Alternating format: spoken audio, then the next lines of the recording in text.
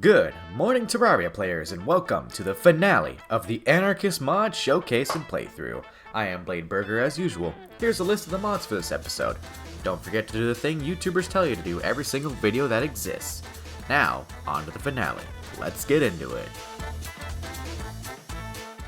This episode begins with defeat. After losing to Kiozareth, I was feeling the urge to get revenge. I knew a new strategy I could use, as watching back the other footage gave me new ideas to fight him, but I needed the gear to match his ferocity, speed, and damage. To start off my preparation, I created the Charm of Legends. It gave a really good damage bump and combined the effects of the Band of Regen, Philosopher's Stone, and Starcloak to make a very good accessory. I finally retired my blue horseshoe balloon, an equipment I used since early pre-hard mode. Sad, I really like it. Now, on to the ultimate charm. I already had a ton of materials for the charms already, so I went to crafting. I created the mining charm, which increased my mining speed by 33%. Then the mana charm, which increased my mana by 40. Then the inferno charm, which grants immunity to the on fire debuff, makes you immune to fire blocks, and sets enemies that hit you on fire. I then crafted a life charm as well, which increased my life by 25. After crafting those, I actually took a few days break from the mod, and a new update was released which added a new endgame weapon, the Cosmic series of weapons. There was 2 for each class, 3 for melee, and the one I needed was the Cosmic Wrath, the Dark Artist one. It was crafted out of many Dark Artist spells, from the Night Feed from episode 1 to the Godslayer spell in episode 3 to even the Stellar Abolition from last episode. A Zenith-style crafting tree, which I already had a lot of. So it began. I'll go through the full recipe here. You needed the Stellar Abolition, Teratoma, Prometheus' Gift, Polaris, Curse of the Old Gods, Godslayer's Spell, Crystal Maelstrom, 20 Twilight Bars, and a Celestial Conduit. A good amount needed other Dark Artist spells to craft, like the Teratoma, so I went ahead and began, starting with the Celestial Conduit. Easy. I then made the Divine Wrath, which went into the Teratoma. Then I needed the Lifeblood, which was made from the Night Feed, Living Dead, Honey Glaze, and the Flames of Fury. Done and done. Teratoma was crafted. 1 part down. Next, I just went down the list. Prometheus' Gift? Done. Polaris? Done. Curse of the Old Gods? Get out of here. Crystal Maelstrom? Easy peasy. I then had all parts of the Cosmic Wrath, and it was created. The final Dark Artist weapon I'd use. It seemed pretty good, firing lasers in an X pattern rapidly, and releasing explosions or healing energy every so often. And now it was time to reforge. Next, I went to finish the ultimate charm. All I needed left was the Aqueous charm and the Flight charm. After a bit of grinding wyverns and fish, I managed to create both, then to craft the ultimate charm. I saw that it went into another endgame item, the Void Shield. It was made from the ultimate charm, Void Thorn Bars, Antimatter, the Ankh Shield, and a Pocket Mirror. After fighting a ton of Medusas, because I didn't realize I could craft a Pocket Mirror until I checked 30 minutes later, I crafted the Void Shield. Look at this thing. It's insane.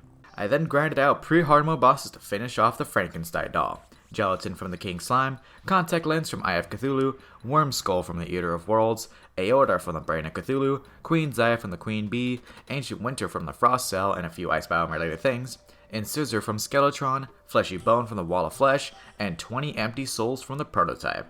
I could have had it a while back, but it was better late than never. Using the Overloaders from Fargo's Mutant, I was able to farm very efficiently. Didn't take me too long to gather the materials to craft the Frankenstein doll. I also got a lot of pages for the Guide to Dangerous Beasts, Volume 1. I then made Void Spark Wings after farming Duke Fishron for a while. By farming, I mean buying treasure bags from the operator until the wings dropped. It took a while. I crafted the Amphibian Wings, then the Void Spark Wings. I only had one final equipment to make before giving Kiozareth what he deserves, the Soul Locket. I noticed that he had inflicted the Soul Reaping debuff in my last fight, which rapidly drained health and is what caused my death. The Soul Locket gave me immunity to Soul Reaping, but also decreased my damage by 10%. Worth it, as I had a ton of damage bumps from my other gear. Afterwards, I did a few things off camera. A lot of grinding. I needed a lot of money for reforges and enchanting. Like, a lot. The Void Shield needed 8 platinum to reforge. I took to farming for easily 5 hours, grabbing the last pages for the Guides to Dangerous Beings, Volumes 1 and 2, and the Guides to Terrarian Environments. Each Dangerous Being guide increased my stats when a boss was alive. a small amount for Volume 1, and a medium amount for Volume 2.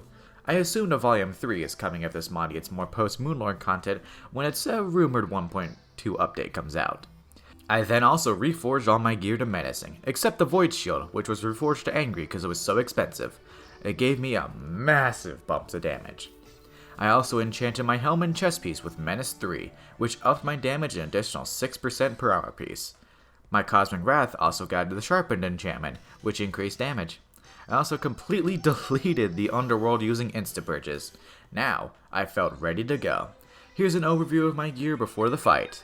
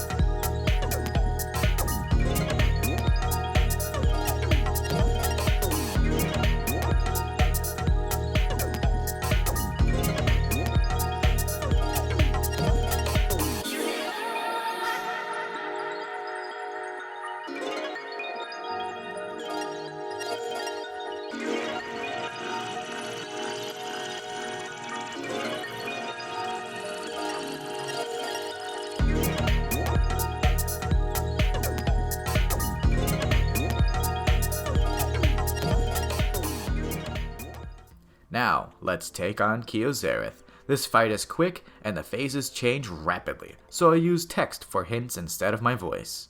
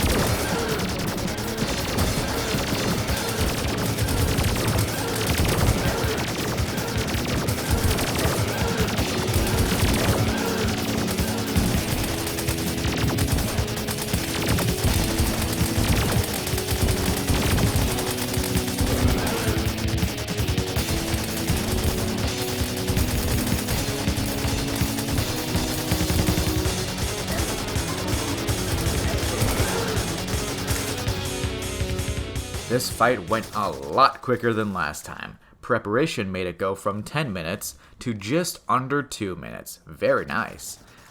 It was a very fun fight, and I'm very glad this was the final boss, because it was enjoyable. I decided to refight him just to flex how insanely strong I had gotten since the first defeat. After a few refights, I opened the final treasure bags of this mod. It dropped some new bars, new essence, and a Jewel of Chaos, which gave me more max life based on how high my health regen was. For me, it gave almost 100 health. Neat. The bags also contained 20 platinum coins and a weapon from his loot pool. What could the bars and essences craft? A magic item, and the weapons in his loot pool. Surprisingly nothing else. Maybe in 1.2? Felt a bit underwhelming for such a fun fight and the final boss of this mod. Now that the mod was complete, let's just look at a few stats. Elapsed time for this run was just over 30 hours. I had experienced just 11 deaths in this run, with a majority being in the first episode and really decreasing in hard mode. 8 deaths pre-hard mode and only 3 in hard mode. 1 from the post-planetary dungeon, 1 to the solar pillar, and 1 to Kyozareth. Neat. I'll add more stats as these mod showcases go on, as I wasn't really thinking of stats until I started editing the last one. Thank you all for joining me in this adventure in the Anarchist mod. It was a truly enjoyable time. Thank you to Nobisu12 for creating this mod. If he or she still watches these videos, let me know when 1.2 is out and I'll add this mod back to my mod playthrough list. Be sure to tune back next week when I review the Anarchist mod. and keep an eye out for the next mod I will play, revealed at the end of the review. It'll begin after a week break from posting as I need to rest my poor typing fingers. See you all in the next one. Bladeburger out.